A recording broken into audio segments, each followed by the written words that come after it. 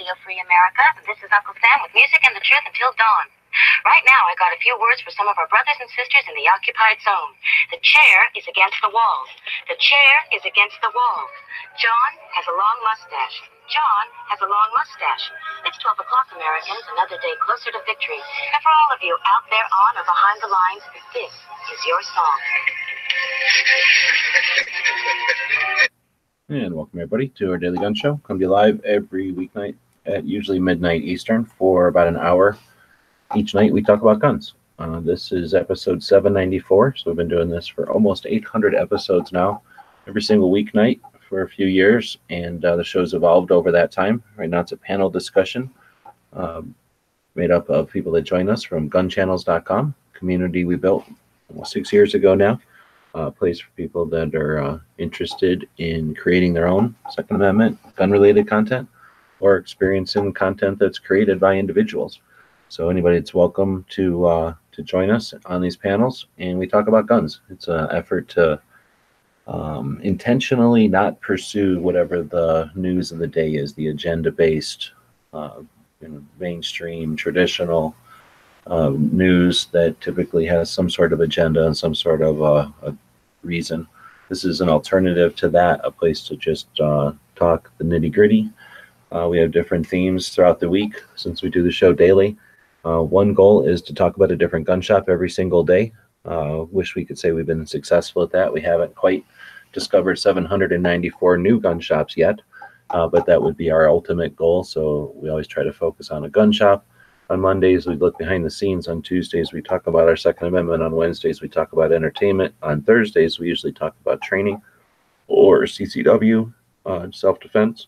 And then on Fridays, we talk about the industry or technology. So of all the days, Thursdays is my least interesting topic. We actually have this topic. It's Dano, past host of the show, or a host of the show that's just intermittent at this point.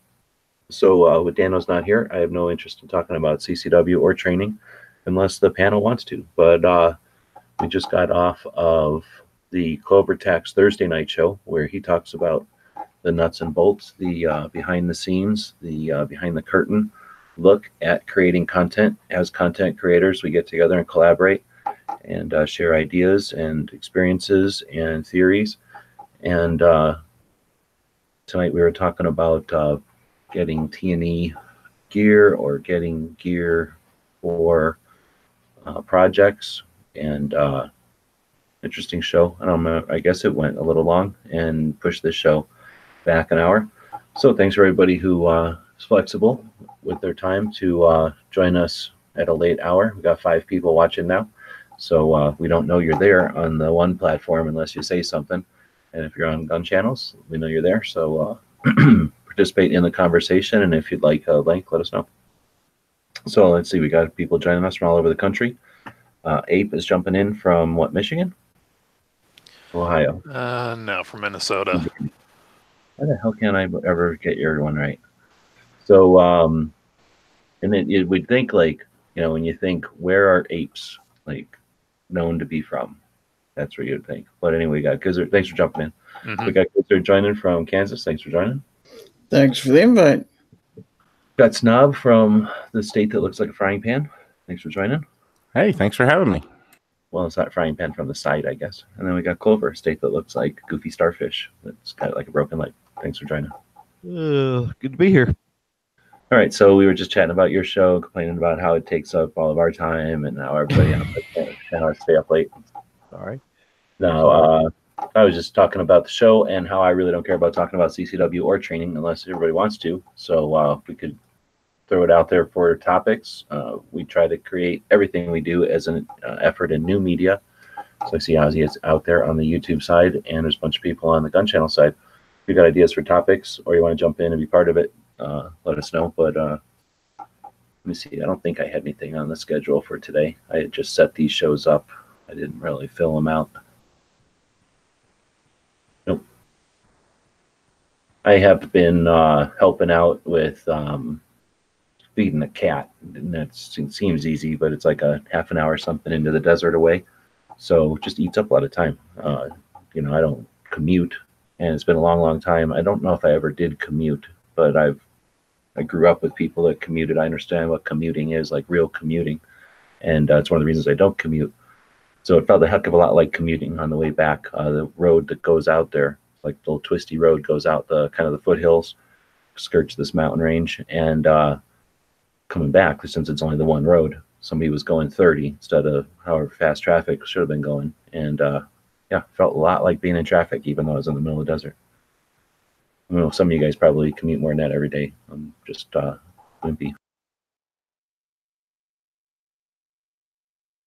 Oh, dead air, whatever, you know. I was trying to unmute. I was trying to unmute. Gotta So why give don't us you? a second for mute there, G? Good lord.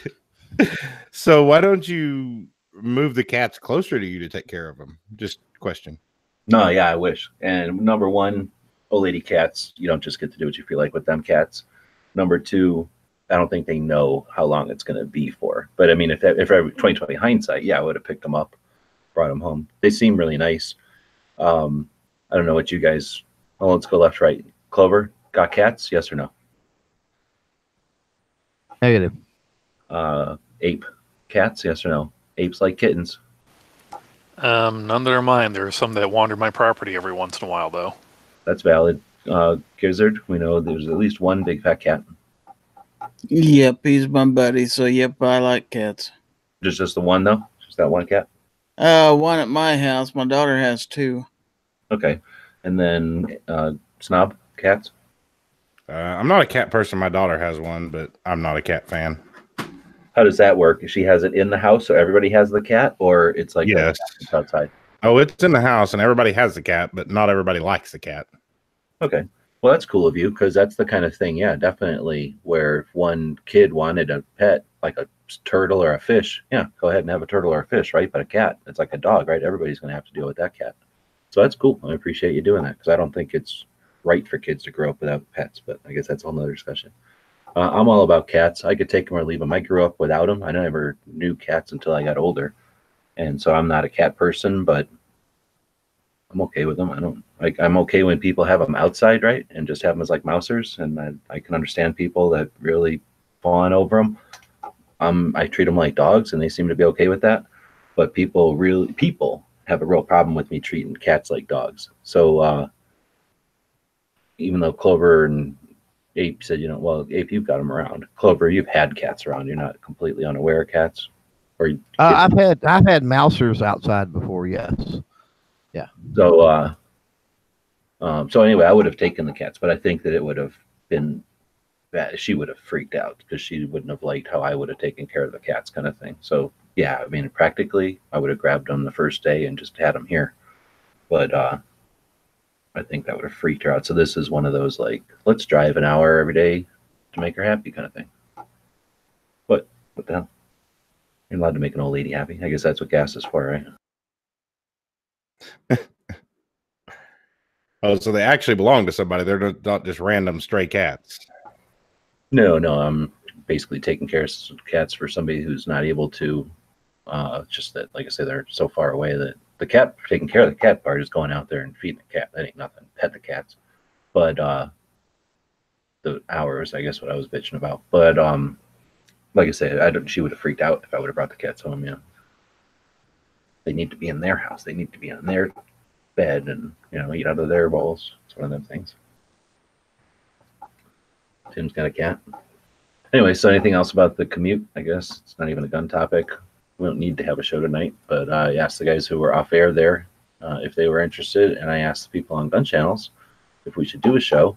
Ape said, what topics you got lined up, which seemed like, yes, do a show. That's the way I read that. And then Tim said, sure, why not? Which I read also as like, yes, I'll be there and participating. So we got some interest in having a show. What topics we want to go after? Not cats. Yeah, that was a lot. We could talk about dogs. My dog is basically a cat, I think. She acts like a cat all the time. Right. Big cat. It's fluffy. What about dogs in movies? Hmm.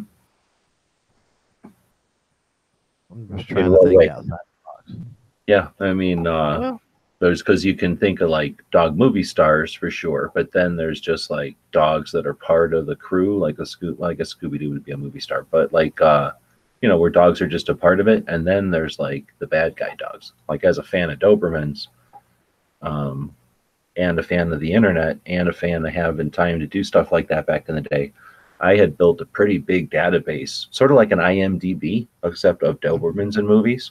So a lot of the representation, Dobermans is very much like guns. They're awesome, and they're not deadly unless they need to be, and then they're very deadly.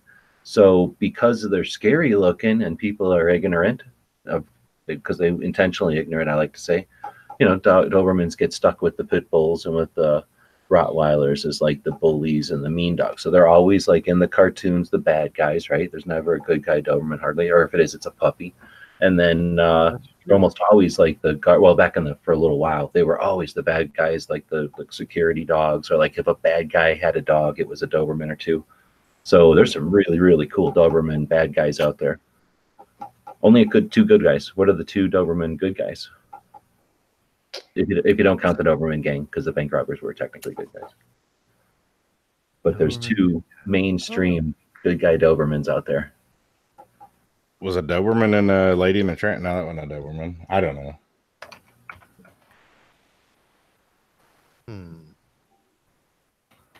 A good one. And they were like main characters? Oh yeah, definitely stars of the show. Come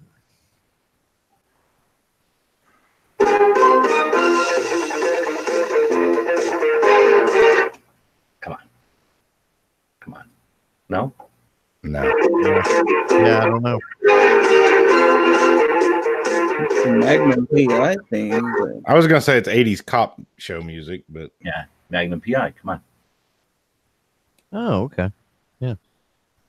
I was thinking of movie. I was trying to think of movies. So. Oh no, yeah, TV show. Yeah. Yeah, but Dobermans are definitely giant babies, unless you're hurting the person that they like. Then they're the opposite of a giant baby. Then they're mean. Right. I had a buddy of mine in high school who raised Dobermans, and you could always see him going down the street in his car because the Doberman would have his head out the window about a foot and a half, just enjoying the breeze. See, now, that's what about as a cat? Because I can roll down the van window, like as far as I'm comfortably, safety wise, so that she can get air blowing on her. Because she will look at me like I farted if I put the heater on in the van. Like she does not tolerate heat at all. So, and she'll go in the back. Like if she doesn't like if the temperature isn't perfect up front, she'll go in the back. So if I want my dog to sit up front with me, I got to have like all this temperature arranged. So I tried rolling down the window for her, like as much as I possibly could, so her Tubalard couldn't fit out of it to like jump out in case she decided to bolt or whatever. And she will not. Like I've tried forcing her head out the window. I tried shoving her towards the window. I tried taking long ass like left turns to get her to fall out the window. Like that dog will not shove her head out that window. You don't want to mess up her hair, G. That could be. That could definitely be it. my Beagle, like everywhere you go, if she's in the car, she paws at the window. And like in the Chevy truck, she pushed down on the thing to get the window to roll down on the button. Instead of having, just half of it. She puts her paw on it and rolls it down all the time. That's awesome. You don't have to worry about it. My Great Dane that I used to have, she would only ride in the front seat. She wouldn't ride in the back seat. She wouldn't ride in the bed. It wasn't happening. You would not get her in there. If it's front seat of the pickup or nothing. Yeah, that's how I've seen dogs like that before too. But I had a dog, one of my first dogs, loved the bed of the truck. And I don't know if I'd do that anymore. When I was a kid, I didn't care so much. I'd let the dog back there. Plus, he was about the size of Mello and full-size truck. So when he was looking out, he wouldn't really stand up on the side of the bed too often. He would just stand all 4 feet on the bed. So when he was looking out, it was just his head. Like there was no way, unless like a tree limb came by and grabbed his neck or something. Like he was getting out of that bed. I've passed trucks though before that they've had dogs and they were running on the highway 70 mile an hour and the dog's standing on the toolbox. Oh, I was fixing to say, my stock dog, he'll ride on the toolbox no matter how fast you're going, pulling a gooseneck trailer, whatever. He will be right on that toolbox and won't get off of it. Oh yeah, I've never had a dog like that, but I've definitely driven in trucks with people that had dogs like that. like you say, they'll just sit on that toolbox like it is made for them. It's like their little turret. They're thrown at the world. Right. And Barrow go from side to side, side to side, side to side the whole time. Yep. Now, what about a min pin? Like a miniature Doberman. Mm-hmm. Yeah. So, I like them. I'm a big fan. They're not Dobermans or nothing. They're just a different dog, but they look like them. Yeah. When I had one for a few months, and somebody stole him, and I believe it was the trash people at the time. Honestly, pissed me off. But yeah, he was cool. He was mean too, though. I'm not a Little fan. dogs usually are. I'm not a fan of little dogs. dogs. Usually yeah, me Little neither. dogs tend to be mean. I had a tiny little dog, and it was not a good experience. It was you wouldn't shut up kind of little dog. But whenever I got with the Dobermans, their ears are like a what would it be, like a terrier, I guess. Normally, they got like long floppy ears, like almost like a basset hound, not quite that long, but floppy ears. Like normally they don't look like a Doberman. So when they're babies, around 3 months, they cut their ears, like maybe 60% of their ears off, and they cut them either military, so it's really short, like what a pit bull might have. Then they'll cut them like long show cuts, like a Great Dane might have, really long pointy ears. And then I had Oroken in the middle, like a working cut or something like that. And so they'll do that, at around 3 months, because then that's a good age for them to heal in the upright position, basically. So then they become upright dog ears, like, I don't know, smaller dogs that have ears like that. So when I took them into the place, they were doing a min pin. So I guess min pins must be similar situation. They have some other kind of floppy ear that they cut to look like a Doberman's ears. And my first experience with one, like in real life, was a little passed out one. After they come out of the gas, they kind of just look like little stuffed animals or something. And they're puppies. Right. They're little tiny ones when they're getting their ears cut. So my first experience was seeing this little guy, like just like a little stuffed animal sitting in a thing all tuckered out after getting his ears just done. So yeah, I've kind of thought about, even though I'm not a big fan of little dogs, it would have been awesome to have like my 90-pound Doberman with a little tiny min pin running around him. Right. I got a 4-H kid. You're talking about cutting ears on a Doberman. She's got a Doberman, and they cut her ear, his ears. I think it's a male, but anyway, for whatever reason, one stood up and the other one flopped over. So he's like perpetually got like a flopped ear and a straight ear. So he just looks confused all the time. Yeah. Especially Especially if he cocks his head sideways, it looks like he's confused. That's how his cousin was. Basically, if you've never done it before, that's your first run. Like your dog is your first run trying to do it. So the dog's ear wants to be floppy. It literally wants to bend over. It's whatever, soft cartilage. So what you do is they cut them, and they're not just going to automatically stick up, especially in a 3-month-old dog, right? Number one, they don't have any reason to want to stick straight up, and the dog's a puppy, so it's playing around and doing puppy things, not worrying about its ears being straight up. So there's all kinds of different strategies, and most of them involve sticking something in there, taping them to the ears. And that's why you always see puppy Dobermans with their ears all taped up. And our guy recommended, you ever like go to caulk something and the gap is so wide that caulk itself won't do it. They make this foam stuff that's about as big around your little finger, like a tube of this solid foam. You cram that into a big crack, and then you can caulk or mortar or something a little easier. It's just there to fill space. You buy that at the plumbing store, so it's fairly inexpensive, and it's inert. It's just a foam. So you rip off, finger's length worth of that. You jam in your dog ear. You kind of tape it up, and you need to do that quite a bit, especially with 2 little puppies. Like Oro had his little cousin, but they were like 5 weeks apart or 5 days apart, something. They were very close to each other. So, them being puppies with each other, they'd rip their own bandages off all the time. I mean, just, being puppies, they come in from being outside and one of their ears is gone again, like, dang it. So you're constantly putting those things on. And if you don't pay attention, then yeah, the dog ends up getting a floppy ear. His was kind of 60% floppy. So if he wanted to, he could be alert. He could bring both ears up. So every once in a while we got pictures of him with both ears up. But yeah, if he was just chill, he'd kind of look, he'd be unique. He had his own like personality. He's like half bent ear. Right. Yep. And there's no, what about the What about the connotation to, clipping ears and clipping tails and stuff like that? Oh, let's talk I know about they making money. I've made real money off of that. So really. number one, went in. I was doing websites at the time, so I got a call from a eye doctor who said he wanted me to work on his website, and I'm like, all right. I went in, started talking to him, and somewhere in the interview process, it was becoming clear that I was not doing a thing for his eye practice, and it turned out I was doing a kennel. And then I'm like, somewhere in there, I'm like, what kind of dog are we talking about? And he's like, Dobermans. And I've since day one, that's all I've ever liked is Dobermans. So, long story short, I'm doing the website for his kennel, and I got a Doberman. My business partner has his cousin, so we got these two little puppy Dobermans. We're learning all about them. We do YouTube, right? So I think we started YouTube after he's like 4 or 5 years old. So it was way past his ears and stuff, and he was already trained. And I'll tell you what, Dobermans are at another level. I mean, I don't know if it's the pure breed part or the Doberman part, but Oro was like a monkey compared to every other dog I've ever had. Like he was at a whole nother level of like smart and being able to do stuff and retain it forever and just awareness. Like he was at a whole different level. It was weird. Anyhow, so I had trained him. I mean, it was incredible. It was easy to train him. He was like a computer. It was crazy. So anyway, quite a few videos with Oro, and in Europe, it's illegal to cut ears. It's illegal to cut tails. It's illegal. Dog is you're not allowed to do that to a dog over there.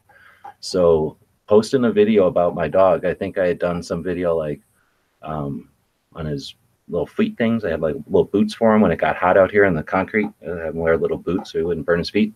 And then he had like a backpack. And if you ever had a dog with a backpack, pretty much every dog I've ever put a backpack on, they love their backpacks. Number one, they love carrying stuff around. Number two, they know when their backpack's going on, they're going walking around, right? So every dog I've known loves their backpack. So I did this video up on the mountain with the dog in his backpack, and I pushed him around like I was just sitting there, and he was just walking around. So I kind of pushed him to get him in frame. I had the camera probably on a tripod or something, and he walked too close. I kind of pushed him. Holy moly! Talk about oh my goodness! Like I pushed a 90-pound dog like forward so that he'd be in frame. And I might as well have just unleashed with like a club on him, like on a baby puppy or something. Like the comments on that were insane. And then any video I ever posted with him, go look, there'll be comments in there from Europe, just ripping on me for cutting his ears. Right. They have a real problem with that, and I thoroughly enjoy telling them to, oh, it's my show, fuck off. This is our country, and these are dogs. Like, are you kidding me? Like, these are probably people with pierced ears, if nothing else. I mean, let's not talk about. Yeah, I mean, you can go get Botox, right? But you can't clip your dog's ears. Or breast augmentation or whatever it might be. Fat injected into your butt or your lips or whatever. But don't clip the dog's ears. That's horrible. But I had no idea until after a while. I mean, once I was cooking for a while, I knew how YouTube was working, and I wanted to. I could push buttons by just having a picture of my dog's ears in there. Because that definitely turned into a given. If you post something with a dog with clipped ears, somebody from Europe's gonna decide to tell you about it. Mm-hmm. Right. Huh. That's interesting. But have you ever gotten any pushback like from the U.S.? Because I know there's a lot of people in this country that don't like the whole dog tail clipped ear thing. No, over here, I think people just understand that it's a preference, but I don't think anybody really. I mean, I guess if I was like, if I was just like some crazy dumb thug-looking kid who like had pit bulls with obviously razor bladed up ears, right? Maybe I would hope people would give that person crap if they're like bragging about their horrible, painful razor blade job that they do to some puppy. But I mean, I think, well, I don't know if people think about it, but I don't think people think anybody's out there hurting animals. I mean, the puppies are under when it happens, for one thing, and then, I mean, they do all kinds of things to critters when they're young. I mean, they deal with the pain for days or moments when they're babies, and then they live their whole lives never knowing what floppy ears are. So the dog doesn't know that there's a difference between what its ears are now and what they could have been. Right. Well, I mean, they're not even aware of what their ears look like for the most part, right? I mean, unless you have a dog mare.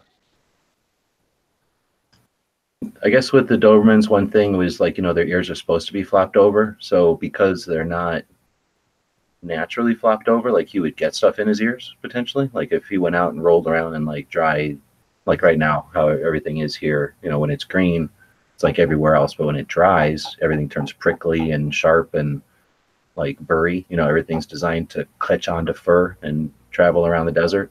So if he was to like roll around in the dry time, he'd probably get a bunch of little burrs and stuff. So I'd have to go in there and poke his ears out or clean his ears out.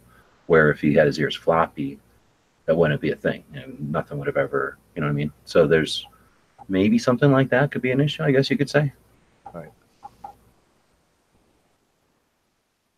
But I mean, he certainly didn't know. It's not like he didn't run his, roll around or something because he was concerned about his ears or aware of them or anything. Yeah. And with the tails, I've known dogs without tails my whole life. We had Bostons, and they chop their tails off when they're babies too, and they chop or puppies' tails off when they're born. I think like that's right when they're born type of thing, usually, right? I think so because it's softer or easier. It doesn't bleed as much. There's not as much. Yeah, and they just Whatever. they never experience life with a tail. They'll wiggle their butts funny, Yeah. Because the brain probably thinks there's a tail there or something. Right. Yeah. Well, most of them's got the little nub, and I get or whatever. But yeah. And then that's another thing. Like that just kind of depends. Like with Dobermans, at least, it's the only ones I know about. 3 vertebrae or 3 tail segments for like show, and then 2 for other. Again, because you don't want an appendage that a bad guy could grab or something. So they'll make them a little shorter for a working dog, and then when they want it to look more pronounced and point more, for a show, be more dramatic, they'll leave another knuckle on there or whatever it's called. Right. Tail knuckle. But I don't know what it's like for other dogs. I imagine it's something similar, just aesthetics kind of thing. Mm-hmm. But I know a lot of it too is like when you leave a Doberman's tail, they end up getting broke all the time. They're one of those tails, like her tail is all fluffy and curly. She curls it. So it's either between her legs or up over on her, back sort of curled around. But she's got control over that tail. Like she knows that tail's there. It's got a bunch of fur. It's got a point. I'm sure if she had like flies around, she could use it. Like Doberman tails are like, what are those like water dog tails?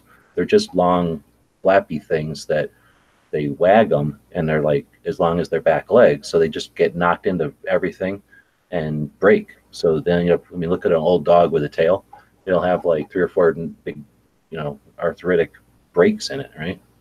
So that's why they do it for a purpose. I mean, tails were originally for a reason, and they bred these things to be skinny and no hair. So those tails were just afterthoughts, and they knew they could trim them off. So I don't think they put any thought into them. So leaving a tail on a dog that's been bred to not have a tail, I think is potentially I think it's mean to the dog. It's still got nerve endings and stuff, and they can act like it doesn't go around getting broke all the time, but good and well that 2-foot long floppy tail is no point. It just drags around and flops around, gets broke all the time. Right. I don't know I don't ever had a dog with a tail to know what it would be like when a tail gets broke, but it's got to be as painful as breaking a finger or something, right? Well, my Dane had a tail, and won't tell you this much: she would whip the crap out of you with that tail. I mean, it was like literally, it was like she was wiggling or something like. It was like, just getting excited or whatever, and I mean, it was like you were getting flogged. I mean, it was horrible. I mean, it hurt. It would bruise you. It was that bad. And seriously, I think that's why they decided to do it on a lot of dogs right when they're born, because most people aren't looking for that. But they typically dock, even on a Dane, they'll dock tails a lot of times and through the ears, but she wasn't that way. And I'd got her, she was probably 8 or 9 months old, maybe, when I got her. So she was really too old probably to have all that done anyway. So she looked like most people mistook her for like a big, huge freaking lab because she was solid black. And most mistaken her for like a big black lab, and I'm not. No, she was registered, but yeah, you put her up beside a lab, and I mean, you could really tell if you put her beside a big lab because she would dwarf a lab. Plus, a lab's going to have a big furry tail, and they've got more of a whip tail, right? Like Yeah, they don't have as big of a head and all either. Lab's also a little more coordinated. I don't know about that. Labs I don't can know, be man. fluffy. She was. I don't know that the Dane I had, man. She was the most clumsiest freaking animal that I've ever seen in my life. I mean, it was.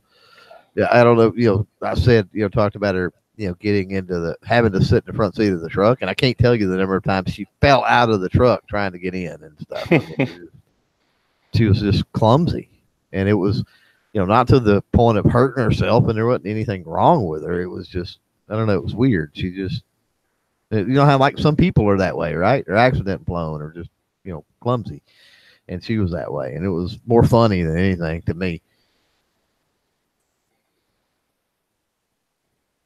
Yeah, it's probably like, he'd be, I don't know, he'd be more awkward when he's like trying to, let's say we're traveling somewhere and like normally we got this big queen bed so he could lay wherever he felt like basically. So let's say he's trying to climb up on the bed with me and it's a tiny bed somewhere. And, then he'd be awkward. But like full gallop or whatever, I mean, graceful as F, right? Like, looked like a freaking antelope when he was doing his thing. Like, I think it's, give them space and then that's where their grace happens, right? No, not with. Well, I mean, it maybe with him, but not with the Dane I had, because you could do fetch, and more often than not, she would trip over herself and roll for 45 minutes, chasing the ball or something. So yeah, she was, like I said, she was just clumsy, and I don't know, maybe that's really my only experience with a Dane, and I haven't had conversations with other people really that have owned them or anything. I've talked to Ghost. Ghost had one, and so there was a lot of similarities in talking to him between the one I had and the one he had. But yeah, I mean, I really got no comparison. But I mean, she was a great dog and a fun dog and smart, for sure. So you could say she was a Great Dane. She was a great Dane. Yeah. But no, that's true. I mean, all critters are just like people. There can be And she pumped out the puppies out of a litter, and then the one that's awkward or 6 awkward ones, and one graceful. Yeah, I bred her one time, and Jesus, man, it was like 101 freaking Dalmatians, dude. Big dogs apparently can have lots of puppies. I don't remember, but I think she had like 15 puppies, or Wow, at least 15 puppies. At least 15 puppies. Yeah, it was. They just kept coming out, dude. It was like, oh my god. I thought Dobermans have more like 6 or 7 or 6 or something like that. Yeah, mine had freaking 15. But there's a scale of difference. But they were all registered, and you can imagine the money, right? I mean, it was good money, but holy Jesus, trying to feed and take care of and whatever and rustle up 15 puppies, and God almighty. Of course, she was bred to a friend of mine that was raising several different breeds at the time, and bred her through her. So she got the pick of the litter, is all she got, and I had to deal with all the rest of them. Like, and I think I actually ended up giving maybe 2 away, honestly, because I was so sick and tired of dealing with puppies. That I think it was like friends of mine or people, customers or something, that had said something, and I'm like, "You want to register the Great Dane?" It's like, just go get it, please. But at that time, I had done made some decent money, so wasn't too bad. So, what is the best movie dog that's a co-star in a movie, not the star? I don't know, Turner and Hooch comes to mind. I really like that movie. Or just had a starring role, not necessarily even the co-star. You know what I mean? My tendency to say is the Doberman Gang, but I guess you could call them the star, really. 101 Dalmatians. There you go. Which one? Which one of the 101? Oh, I don't know. About 54. You should have said 42. What about the pug in Black Men in Black. yeah, Men in Black? Milo and Otis. Frankie. Milo and Otis was a pug. One that was a pug and a cat, right? Mm-hmm. I'm going with. Pugs have some personality. Oh yeah, we had one for a while. How about Fred from Smokey and the Bandit? Oh, there you go. There you go. That was a bloodhound, right? A Basset Hound, yeah. Oh, it was a Basset Hound. It was a Basset Hound. I'm thinking Yeah. about Beverly Hillbillies. Oh yeah. A Duke, yeah. And bloodhounds are. God, my uncle had a bloodhound, and I mean it was just like the movies, just lazy that they weren't hunting, just literally. I mean they were just crashed somewhere, you know. I think that's but just all hounds because my it's beagles. time to go. It's time to go coon hunting or something, and they're on it, boy. But the rest of the time, you couldn't get them up or nothing.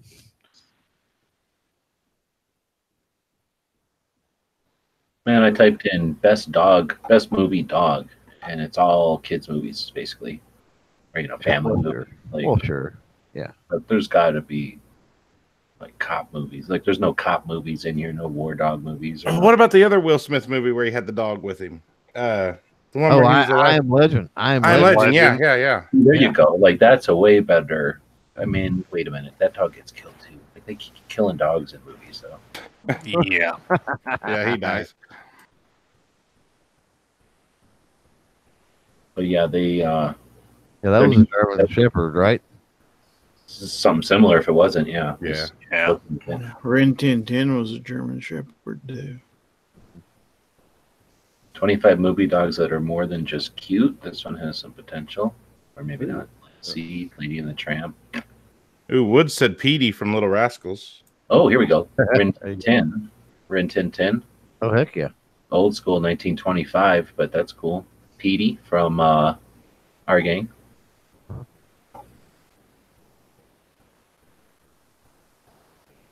Right? Yesterday's spot mate says, I Am Legend survives 3 years with a dog, dies one day after meeting a woman. All right. It survived longer than the dog in the actual I Am Legend book. Well, I can tell you one. I don't want to even say it because it's a tough one. But I don't even want to say it. The Futurama episode where the puppy is waiting for him. Oh. Seymour. About there. I don't remember which episode it is. It's a time travel one, I think, or something. Jurassic Park. Jurassic Park, and the dog's name was Seymour. You could bark walking on sunshine.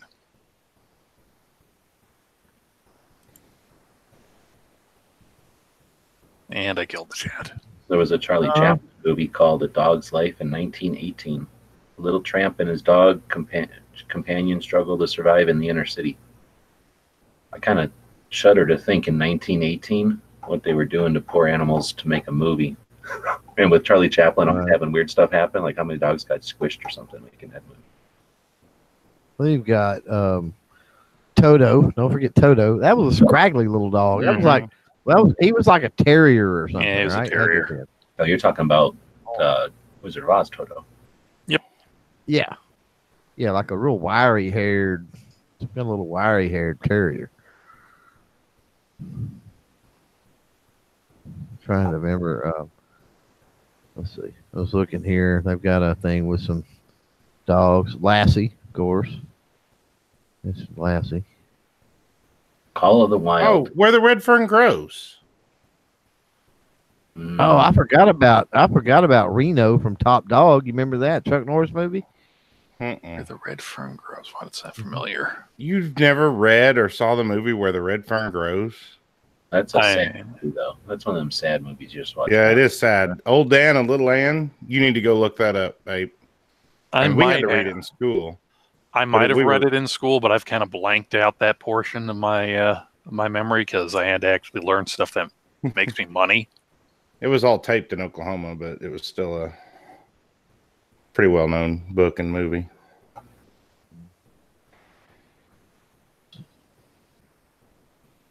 It is sad though. A lot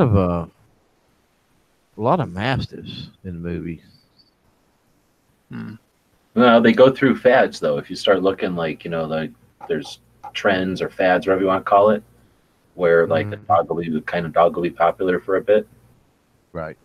And I think it might have, I bet you, because I've looked at it from the Doberman angle, right? So the Doberman gang, I closed the thing already. It was like the 70s or something.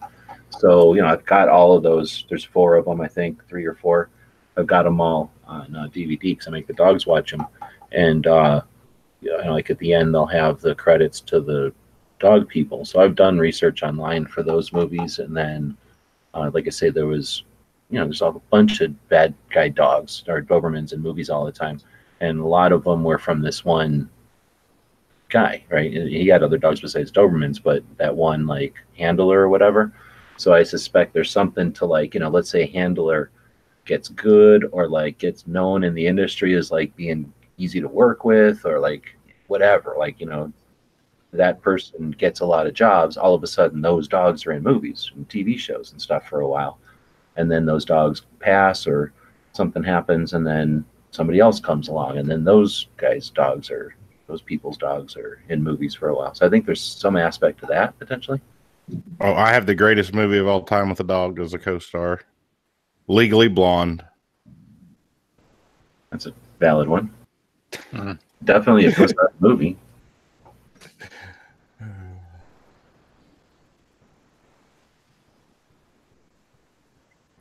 Mastiffs and St. Bernards and other bull breeds of that kind of size are popular for children's movies due to the fact that they are incredibly easy to train and they pose minimal risk to the children actors because they tend to like kids and are. Yeah, we never even brought up Beethoven.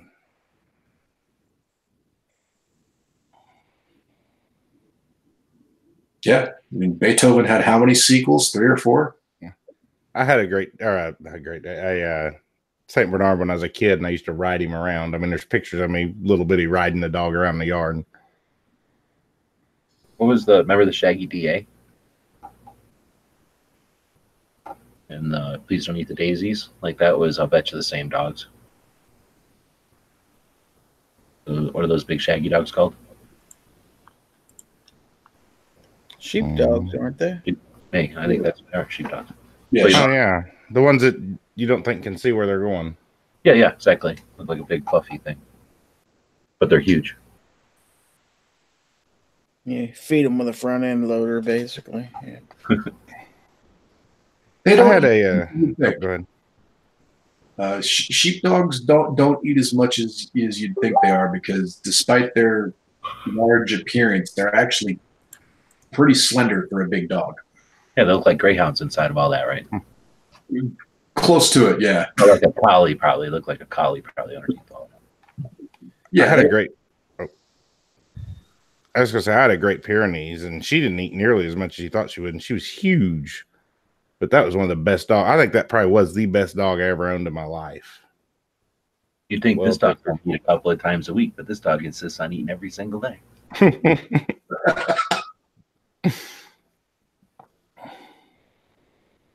Well, the littler dogs don't. I mean, I guess you can train a little dog, but I think the bigger dogs are whatever. Like they're easier to see on the screen, right? They're bigger, so they're probably more like their movements and stuff can be seen easier than like little dogs. You got to focus in on the little dog. Little dog could be doing something really interesting, but it just looks like a little dot, right? Is there something to that maybe? Because really, Benji, it's all been bigger and bigger dogs, mostly, collie-sized dogs and bigger. There's also a confidence issue with when you get into small dogs. It's easier to get a dog that's confident, especially if you're talking about, something that's as chaotic as a movie set, to focus and do what you want. Smaller dogs have natural instincts to be wary of everything. And so you put them in an environment that's really chaotic, it's harder to get them to do what you want. They're more concerned about informing you that everything's dangerous. That's why you don't see too many of them on a regular basis. Yeah, they have to be like an exceptional one, and that means there's one or two, not like a pack of them that they can intermix. Yeah. Yeah. Yeah, it's like sensory overload for them or something. Well, when you think about it, I mean, that's hundreds of years of breeding that put into them. We bred them to be these yappy little things. We hate that nowadays, but go back 200 years ago, 300 years ago, that was what was desired. They wanted these little dogs that would bark about everything that they thought was a danger. Mhm. And we just haven't bred it out of them yet. Yep. Yeah. Has a lot, so a lot with their attitude too, though. Smaller dogs typically have a lot more attitude. Not personality, attitude. Oh, yeah. I mean, you know, Chihuahuas can bark at you all the way up until you get to him and punt him. They won't back down. Yep. Yeah. And mine will even latch onto you if you went to punt. So.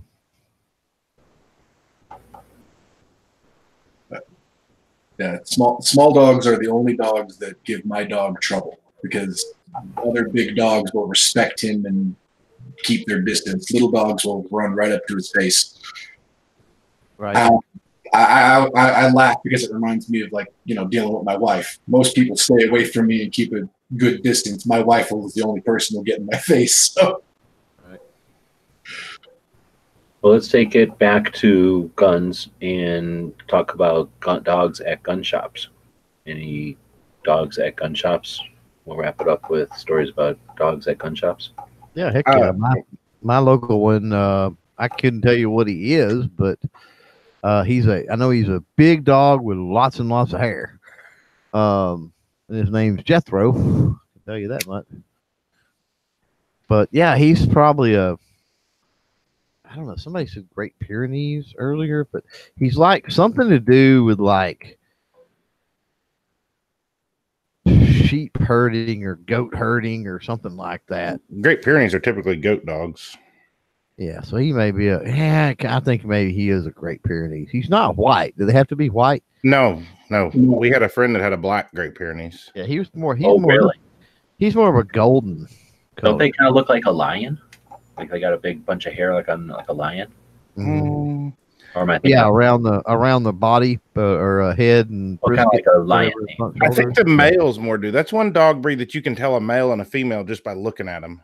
Right. Males really stand out of a Great Pyrenees. And he could be a mix. I've never asked, but he could be a mix too. So, but yeah, he's more of a golden color than he is a white. Well, my dog was golden colored when she got dirty all the time.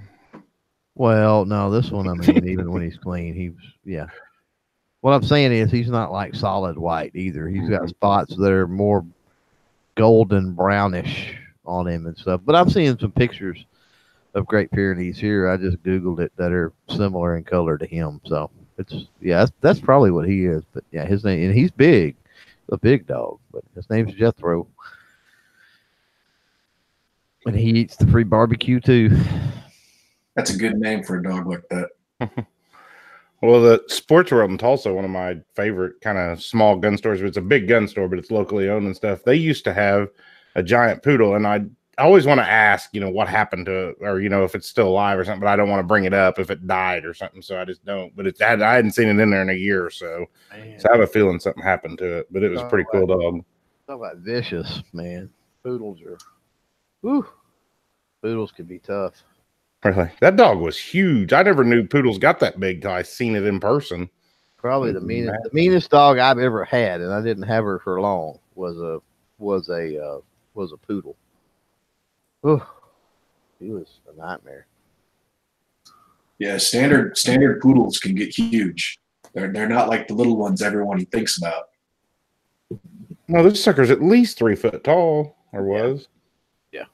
Yeah, I mean that's why they were great bird dogs. All that poodle fur and everything is actually meant to wick away water and keep them warm when they swim in icy waters up north.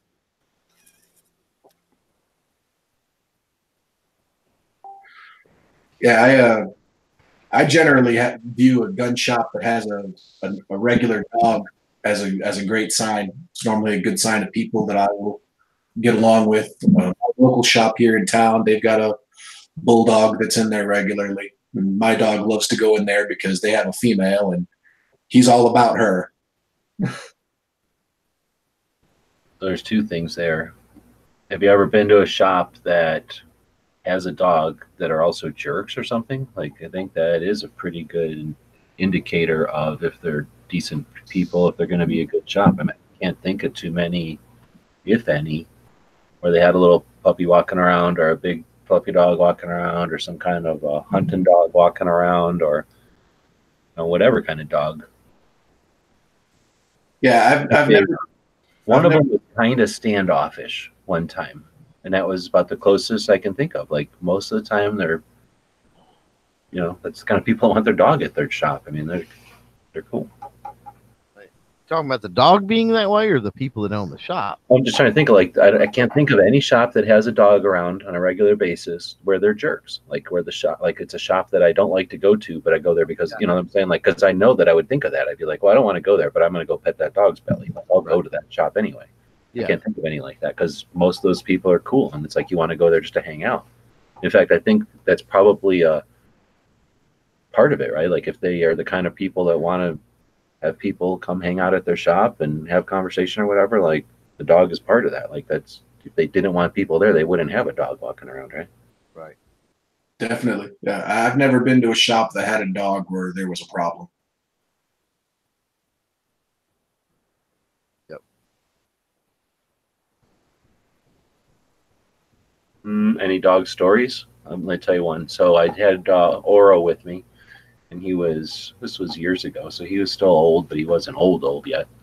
He was still driving around kicking with me. So we went up to Copper Star, which is an awesome shooting range, 100-yard indoor shooting range just north of Phoenix, between Phoenix and Flagstaff, and it's where they happen to have the RPK that was used in the movie Red Dawn of Valmet, rebuilt to look like a Russian RPK that Swayze used in the movie.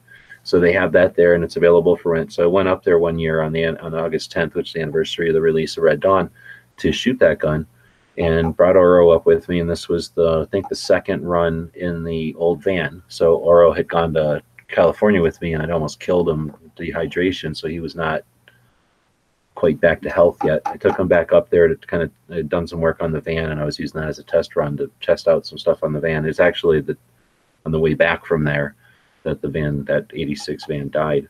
So we'd gone up there and I'd shot the gun, and then we were live, and we were chatting about stuff. We finished the live show, and Oro just decided that'd be a great time to both poop and pee all over the place. So it was like luckily like a tile floor, so I was able to clean it up pretty good. But that was fairly embarrassing, like having a pretty good thing, a nice hour-long show and this and that, and then it's like, okay, I'm just about to leave. Oh, there, let my dog, 90-pound dog, just poop and pee all over your place. There we go. Nice. He was nice enough to let me bring him in, though. I don't know. We had growing up, we had a Chihuahua. His name was Charlie, and he was chasing tail, literally. It's what happened to him. There was a female dog on the opposite side of the highway. We were out playing one day, and he had to go get a sniff, you know what I mean? And he was an inside dog, and you know how it is about having inside dogs around the highway. And he went to cross it, and that was all she wrote. The hell kind of story is that? But anyway, that's not the story. I was just telling you what happened to him, which sucks. It's like you got to be careful with things like that. But no, the story is, I mean, we had him trained to the max. He was like Lassie or Red 1010. You could literally tell him to go get mom or whatever, and he would. He would literally, she could recognize by, the way he come and would like paw at her or whatever. And he would carry notes. We could be like out in the woods and stuff, and you could like literally tie notes to him, and he would like go find like my brother or whatever, and deliver the note and bring a note back, and he was like a carrier pigeon. We had a lot of fun with him. You had text messaging before text messaging was a thing. He was a very smart little dog, man. Very smart little dog. He could do all kinds of cool tricks and things. I had a little pup like that, and never had to really. For some reason, it wasn't like I ever had to sit down and learn him. Nothing. You could just, like you say, like, yeah, and he'd like go get that dude who you said, like, he just figured it out. Yeah, and I mean, like, yeah, we were kids, so I mean, you know what I'm saying. So we didn't really train him. He just picked up by, you know, who we were talking about. I mean, he knew names apparently, you know, or something. He put two and two together on that, and I guess that's a fairly basic thing, but yeah, it was interesting. When I was growing up, my grandfather worked horses, and one of his dogs, Tip, he could tell that dog, go get this horse. And because when, you know, we'd go out for rides, and then when you'd stop to break, you'd let the horses graze. And the dog would run out and jump up and grab the reins and bring the horses back to you. I always thought that was the coolest trick when I was growing up. I've seen dogs do that stuff too. Well, we have cattle dogs and always have to, you know, sort cattle and stuff. And they're exactly that way, right? Like, you go get that. You can probably say, like, go get Benny over there, and it'll run over and grab that cow and bite it in the butt, right? Well, if you say get them, they'll go get whatever cow you're pointing at. Yeah. So I go up to, I'm driving around, coming back from the castle in 2017, and I drive up to, Little Rock, check out the missile silos, and that was a whole adventure. And I say, okay, I'm not going to check these out. I'm going to go meet up with Ghost. We meet up with Ghost at this gun shop. The guy owns one of the missile silos, the missile silo where it exploded in the 80s. So he takes us over to his missile silo after the shop closed. And so it's, I think we were all in our own vehicles, or did I drive? I don't remember anymore. But basically, this guy was in front of us. I think we were all three in our own vehicles. So this guy's in front of us in his Jeep, and his dog's at his shop, right? His dog gets in the Jeep at the shop and drives in front of us, and we get there. He gets to his ranch and goes through the first gate, and, you know, he's getting his own gate. So he pulls up first. His dog bolts out of the one open window and just starts tearing all around. You know, it's his ranch. And then the guy opens the gate, you know, drives in. I think he left the gate open, so he just kept driving, and his dog was just pacing him, you know, just riding along with him, or running along next to him or whatever. It's kind of neat to watch. And then we drive along, and it's a ranch, so we're driving and driving and driving. We get to another gate, and he stops, and, you know, we don't know. We're just watching, you know, out of our windshields of what's going on. The guy stops, and just like what Snob says, like, the guy stops, he gets out, he points at this bull who's, I don't remember if he was humping a cow or if he was about to hump a cow. And that dog bolted, like, just hauled ass like a freaking missile. It was awesome. Runs over and starts yapping at that bull, and until that bull got sick and tried to hump on that cow, and then, like, started walking away. It was awesome. And that's the neatest part, when the dude has a dog like that, where, you know, you just get to observe. Really, really neat. Yeah. And then he just drove off, knowing the dog would finish the job, right? We just drove off. A little while later, after finishing the job, I guess the dog came running up and, you know, ready for duty again. It was really neat, though.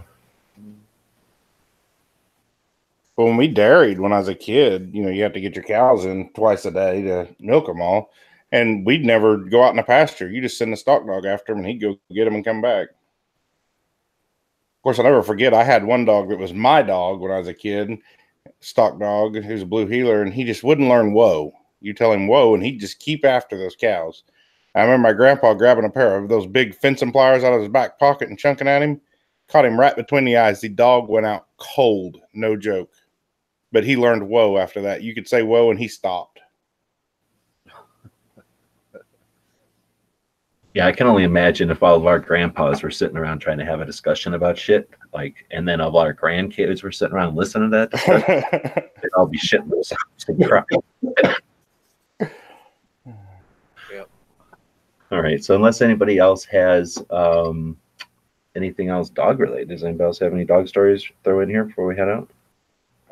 I'll throw one into you. So the American Bulldog I currently have, when the day we went and took his good citizen test, proving that he was a safe dog and everything. Coming home from work that night, and he's laid down in the back of my car. I make a stop, run over to an ATM. I'm a good 20, 30 feet from the car. Well, a guy seeing my window down decided to try to reach in and grab the backpack off the seat. And I turn around and all I hear is this guy screaming because he didn't see the dog laying down in the back.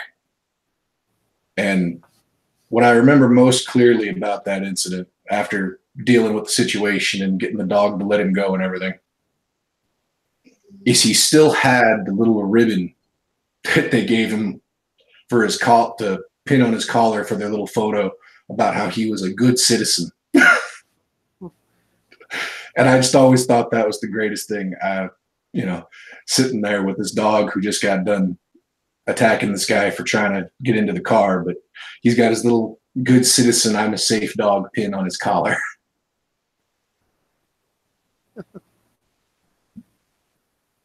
Still applied. Yep, right. absolutely. Nice. So we're going to wrap it up tonight with a bit of a challenge. Calling this the, what are we going to call this? The Caliber Breed Challenge. So what breed would be the equivalent of the 22 long rifle? And you know where we're going, so don't waste breeds. 22 long rifle. Clover?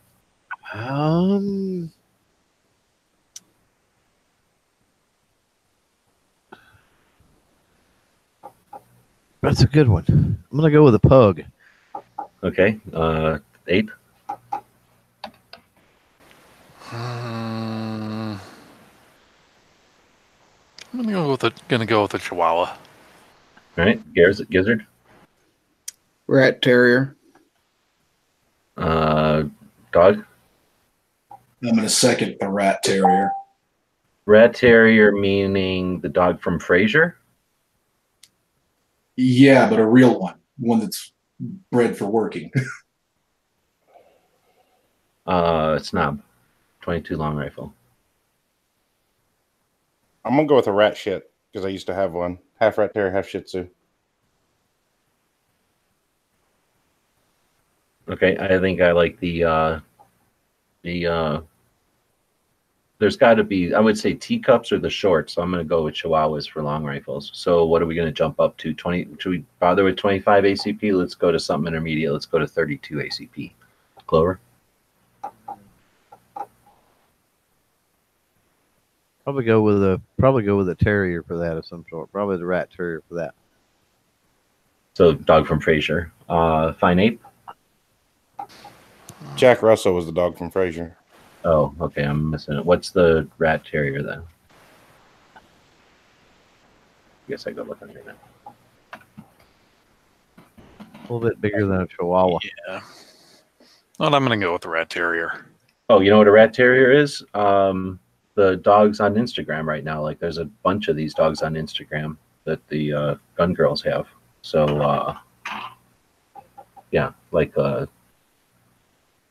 little bit bigger Chihuahua, I guess. Okay, you're saying, is that what you were going with also then? The Rat Terrier? Yeah. Yeah. Okay, Gizzard, 32 ACP. Oh, let's go with a Pomeranian. Pomeranian, interesting. Dog? Dachshund. Oh, interesting. It's a short one though, but all right. Snob? I was going with the wiener dog, so he took mine.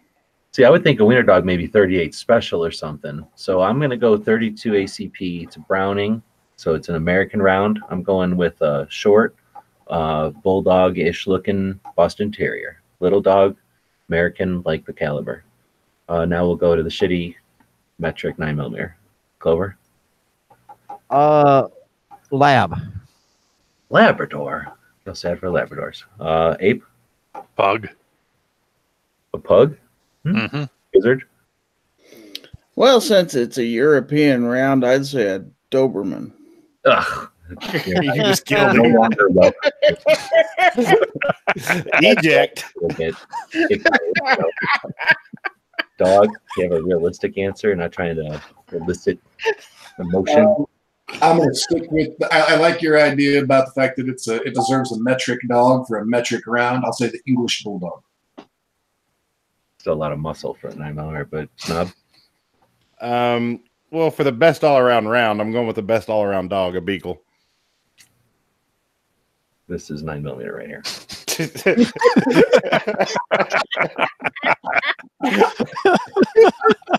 That's good. So now we can start rolling up our sleeves and getting into the nitty gritty. Do we go to 10? Do we dare go to 10? Or should we just drop to 45? Let's go to 45 ACP first. 45 ACP. I think I know exactly what this is easy. This one's easy, but I think there might be two options. But Clover, 45 ACP. Probably, 45 ACP is older than dirt, so probably something in an old breed like a Shar-Pei. Ugh. Jeez. Wrinkle dog.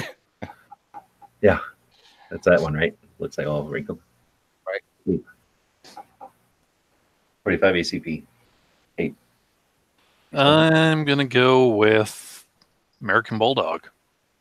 That's valid. I can understand that one. Gizzard. That's what I was going to say, Bulldog. Dog. German Shepherd. Yes, that's my answer. Snob. A Basset Hound because it's short, fat, and slow. Oh goodness, no. German Shepherd all the way. Police dog, Army dog. Yeah, German Shepherd. So do we do 10mm? 10mm, or do we go 57? 10mm. Clover.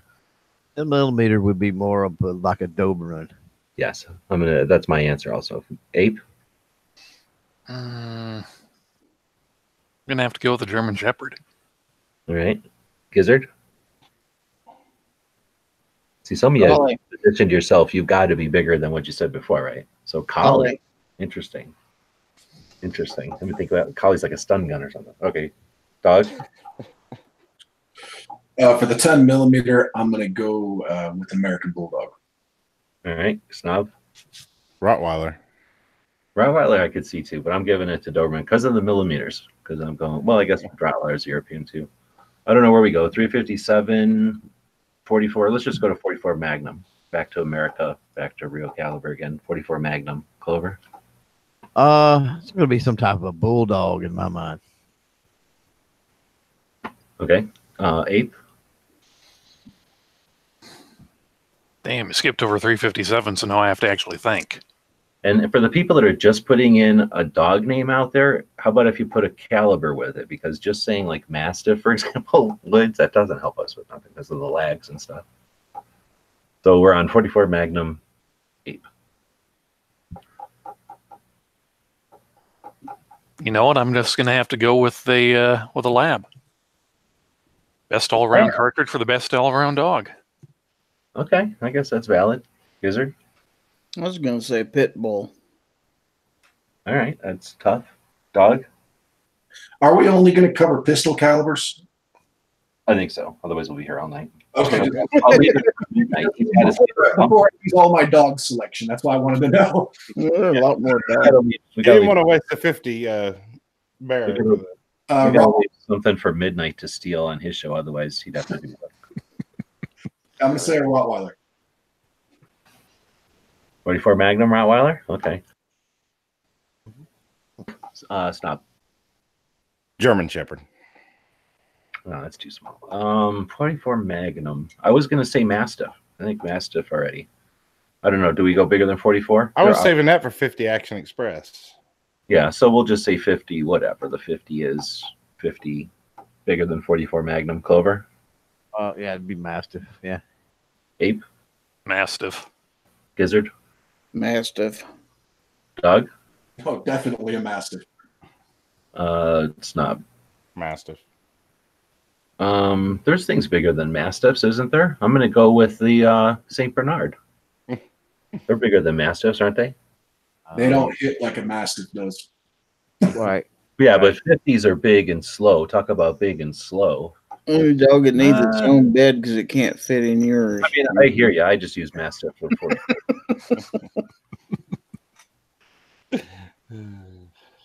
Oh, Irish Wolfhound. Oh, you know what, though? You know what? I'm going to change my 44 Magnum. This one girl I knew when I was I ran a I don't even know where this is going. no, I had an employee, and she would, like, once in a while her parents would pick her up, and it was Rhodesian Ridgeback. Is that the right word? Is almost like curly hair, and the back had a different Yeah, to it. down the spine, it had hair going the wrong way. Yeah, that dog. I mean, it was nice, but that dog looked like it could take out a couple of Dobermans. Like, that dog looked like it was down for taking out bears and wolves and shit. Like, that dog didn't look like it was screwing around. So I'm going to give that one to my. So Rhodesian Ridgebacks were bred to fight and kill lions. Yeah, they look like. At least this dog looked like it. Yeah, I know a guy who has a couple of them that hunts hogs with them. Yeah, same here. So yeah, anyway, I figured that would be a little palate cleansing exercise to play around with tying our topics together. And appreciate everybody joining us a little bit late tonight because Clover had a good show. There's all kinds of stuff happening on Thursdays now. So Thursday is definitely the day to check out the live conversations. Tomorrow, though, is the better day because you got Clover popping his shows out in the morning, and Gizzard does his Foul Territory. Budget often has an invite to this one. I think it's on too late for him, but he was on Clover's show earlier. He does his show tomorrow. I think I didn't hear him say anything about changing that. We were talking about doing a Wanamaker wrap-up on Friday. Do you think people are still going to be interested in doing that, Clover? Or Snob or Gary? Yeah, I think it's possible. Yeah. Paul. So, I'll be around. I'll probably set it up then for whatever the spot is after Gary. And then, yeah, like I say, I've got one thing where I'm going out and feeding them cats, but I fed them today, so I don't anticipate anything screwing with that. So I'll basically do the same as I did on the weekend. So I'll set up a show, and it'll be your show, but we'll put it on the big channel so that you get some reach, and we can chat about it. I'd rather focus on, after action more than just general chatter, but I think everybody's down for that, right? Pulling out the tools and or pulling out the stuff and getting to work. So for anybody that's interested, I have a couple of decisions to make as far as your websites goes, because the embroidery machine took a shit. So I'm going to be bending the ear of the people here in the chat. If you're over on Gun Channels and you'd like to jump in and be part of my decision-making process, then the link will be out there. There's an opportunity for anybody who wants to be part of the conversation, to keep the conversation on guns alive, to host a live show over on Gun Channels. Historically, since we built the place almost 6 years ago, people have jumped in and run, or whatever the word would be, live chats through the evenings. And sometimes they were horrible train wrecks. Sometimes they were creepy and weird, but quite often they were really interesting conversations. When people jump in at night, they're either night crew or, night owls or insomniacs, and you get a good mix. And there's some real potential there for both train wrecks and awesome stuff. So if you're interested in seeing that happen and being part of it, you have the opportunity to start up rooms. Well, we have free tools like YouTube Hangouts available, and anybody's welcome to do that. And if you're of the Inkling Nation, then you need some help, let me or Clover or Night Strike or anybody really know over on Gun Channel, so we can walk you through how to set it up. And like I say, if anybody wants to jump in and have a conversation about this gear website situation, then join us off air. Otherwise, thanks, Clover, and Ape and Gizzard and Dog and Snob for jumping in. Thanks to the 11 people that are still out there watching, except for the 2 of you that didn't have the time to thumb it up, or you hated it so much you deliberately didn't thumb it up in order to tell me, quit doing this show because I hate it.